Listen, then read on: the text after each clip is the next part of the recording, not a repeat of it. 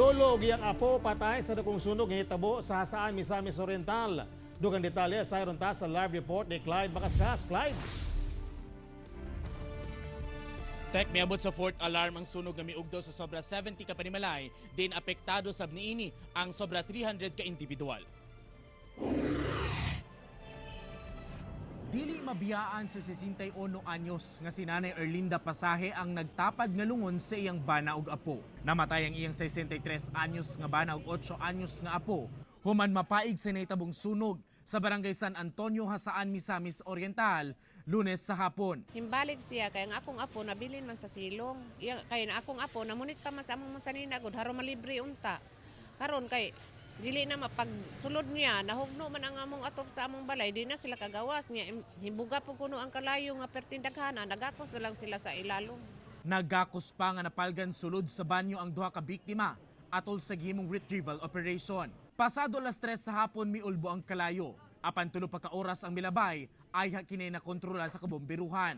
Ug pasado alas 8 na sa gabi dayon kining napalong. Nabiya ang niluto ang usa sa mga gitutukang anggulo sa BFP nga hinungdan sa sunog nga milamoy sa kapin 70 ka panimalay ug midanyos sa kapin kun kulang tunga sa milyon pesos. Initially, naagyo'y nagluto anang panahon na nagluto. Then, na din ang pipila ka minuto ang pag-ulbos kalayo.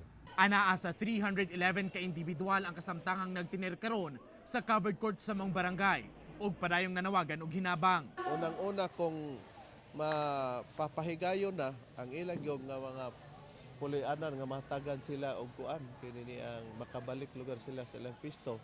Sumala sa BFP, fire-prone area ang maong lugar kay gawas nga sagad nga kahitabo diri ang sunog, galisod sab sila permi sa pagresponde dinhi. Naagid ang lisod nga sa pagresponde kay una nakita na to ang lugar nga subidahon, then isa ra gyud ang entry point sa mga fire truck, isa ra ang dalan nga in and out, so kinahanglan ta mag fire truck relay sa pag hatod sa pag connect sa tubig kay lisod naman ang withdraw. Taliwala ni Ana sumala sa kapitan sa barangay, ipabalik ra gihapon nila sa maong dapit ang mga apektadong residente. Sanglit wala sila laing kaadtuan o walay bakanting relocation site alang kanila. Pahimang sa publiko nga dili kayod magpasagad sa mga butang nga pwedeng mamahimong tinubdan sa sunog nga posibleng makaangin sa mga kabtangan o makapatol sa kinabuhi sa uban. Tek?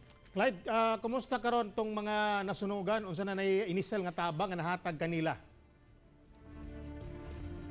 Tek, padayon ang pagsulod sa mga hinabang sa mga apektadong residente. Dunay mga niabot nga goods nila sama sa mga bugas, noodles ug uban pang kinahanglan nilang mga pagkaon. Apan buot nila nga madawat ang hinabang karon nga unta makabalik na sila dayon pagtukod sa ilang panimalay aron sa makasugod sila pagbalik sa ilang mga naandan nga kinabuhi. Tek? Okay, daghang salamat Clyde Macascas.